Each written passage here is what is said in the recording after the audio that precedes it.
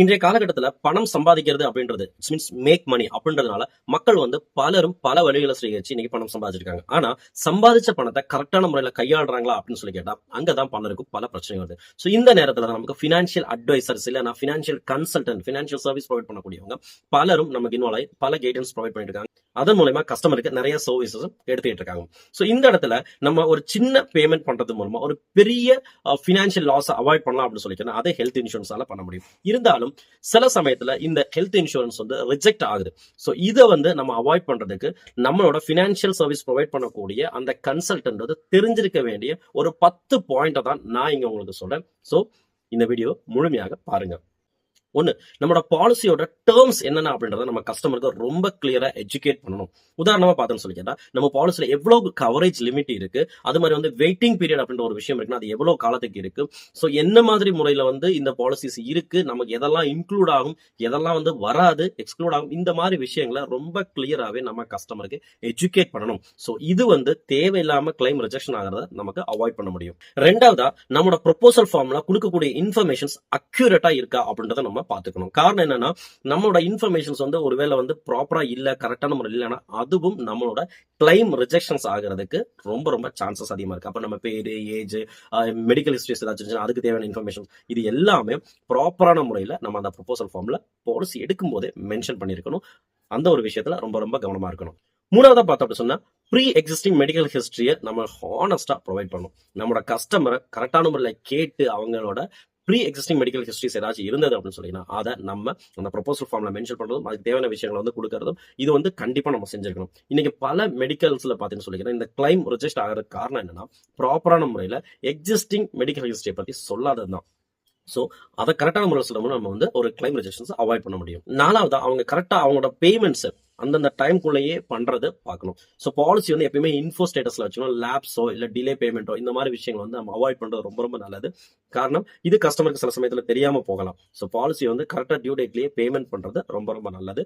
சில கம்பெனில டியூ டேட்டுக்கு முன்னாடி பேமெண்ட் பண்ணும்போது அதுல நமக்கு டிஸ்கவுண்ட் கூட ப்ரொவைட் பண்றாங்க. அந்த ஒரு இன்ஃபர்மேஷன்ஸ் அவங்ககிட்ட சொல்லலாம்.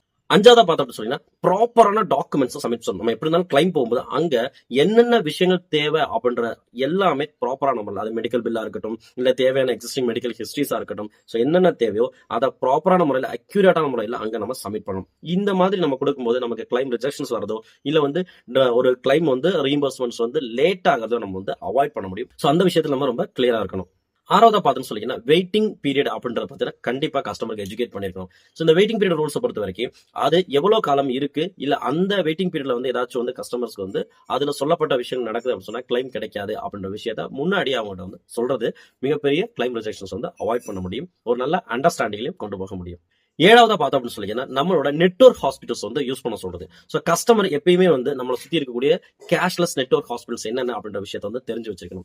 காரணம் என்னன்னா பலரும் ஒரு ஹாஸ்பிட்டல் அட்மிட் ஆனதுக்கு அப்புறம் தான் இன்சூரன்ஸ் விஷயத்துக்கே வராங்க. அப்படி வரும்போது என்ன சொல்லிங்கன்னா ஒரு ரீஇம்பர்ஸ்மெண்ட் வரதுக்கு நமக்கு என்ன சொன்னா டிலே ஆகலாம். அதனால எப்பயுமே நெட்வொர்க் ஹாஸ்பிட்டல்ஸ் யூஸ் பண்றது ரொம்ப ரொம்ப நல்லது. அதே மாதிரி அந்த ஹாஸ்பிட்டல் அட்மிட் ஆன உடனே தானே இன்சூரர் நாங்க இந்த மாதிரி ட்ரீட்மெண்ட்ல இருக்கோம் அப்படின்ற விஷயத்த தெரியப்படுத்துறது ரொம்ப ரொம்ப முக்கியமான ஒரு விஷயம். எட்டாவதா பார்த்தோம் அப்படின்னு சொல்லிங்கன்னா கஸ்டமருக்கு கண்டிப்பா நான் மெடிக்கல் எக்ஸ்பென்சஸ் பத்தி விஷயங்கள் சொல்லியிருக்கணும். இன்னைக்கு பலருக்கும் என்ன சொல்லிக்கிறேன்னா எல்லாமே கிளைம்ல வந்துடும் அப்படின்னு நினைப்பாங்க. ஆனா சில விஷயங்கள், அதாவது இந்த ஒரு சிரஞ்சு இல்ல கிளவுஸ் இந்த காட்டன் இந்த மாதிரி சில விஷயங்கள் சொல்லிக்கிறேன் நான் மெடிக்கல் எக்ஸ்பென்சஸ் சொல்லுவாங்க. அதெல்லாம் என்ன சொல்லிக்கிறேன்னா இந்த கிளைமுக்குள்ள வராது. இந்த ஒரு விஷயத்தை கஸ்டமருக்கு ரொம்ப கிளியராவே நம்ம சொல்லியிருக்கிறோம். சில கம்பெனில நான் மெடிக்கல் எக்ஸ்பென்சஸ் கூட சில ரைடர்ஸ் மூலமா என்ன பண்றாங்கன்னு சொல்லிக்கிறேன்னா கிளைம் ப்ரொவைட் பண்றாங்க. அது என்ன அப்படின்ற விஷயத்த கண்டிப்பா நம்ம கஸ்டமருக்கு எஜுகேட் பண்ணிருக்கணும். ஒன்பதாவதா நம்மளோட கிளைம்ஸ் ஃபார்ம் சொல்லிக்கிறேன்னா அந்த ஒரு டைம் ஃப்ரேமுக்குள்ளே சொல்லி நம்ம ரிப்போர்ட் பண்ணக்கூடிய விஷயம். ஒவ்வொரு கிளைமுமே அதுக்குள்ள ஒரு ஷெட்யூல்டு டைம் இருக்கும். அந்த டைமுக்குள்ள நம்ம இன்சூரருக்கு நம்ம இன்ஃபார்ம் செஞ்சிருக்கணும். இது என்னன்னு சொல்லிக்கிறேன்னா அன்னெசரியா டிலே ஆகிறதும் அதே சமயத்தில் பார்த்தோம்னா கிளைம் ரிஜெக்ஷன்ஸ் வரதையும் நம்ம அவாய்ட் பண்ண முடியும். பத்தாவதா பார்த்தோம் அப்படின்னு நம்ம பாலிசி எப்பயுமே அப்டேட்டட் ஸ்டேட்டஸ்ல வச்சுக்கிறது. ஸோ இதன் மூலமா நம்ம கிளைம்ஸ் ரிஜெக்ஷன்ஸ் அவாய்ட் பண்ண முடியும்.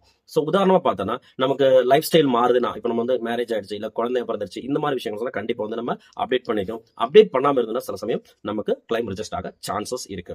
இங்க சொன்ன இந்த சிம்பிள் ஸ்டெப்ஸ் நம்ம ஃபாலோ பண்றது மூலமா நமக்கு ஒரு கிளைம் ரிஜெக்ஷன்ஸ் அவாய்ட் பண்ண முடியும். கஸ்டமர் ட்ரஸ்ட் பில்ட் பண்ண முடியும். அதே மாதிரி ஒரு பினான்சியல் கன்சல்டன்டோட பிசினஸ் நல்ல ரீதிக்கு க்ரோ பண்ண முடியும். ஸோ இங்க கொடுத்த விஷயங்கள் எல்லாமே உங்களுக்கு யூஸ்ஃபுல்லானது தெரிஞ்சதுன்னா கண்டிப்பா லைக் பண்ணுங்க, நிறைய நபர்களுக்கு ஷேர் பண்ணுங்க. கூடுதல் இந்த மாதிரி விஷயங்கள் தெரிஞ்சுக்க இந்த சேனலை சப்ஸ்கிரைப் பண்ணுங்க. இன்னொரு நல்ல வீடியோவை சந்திப்போம். நன்றி.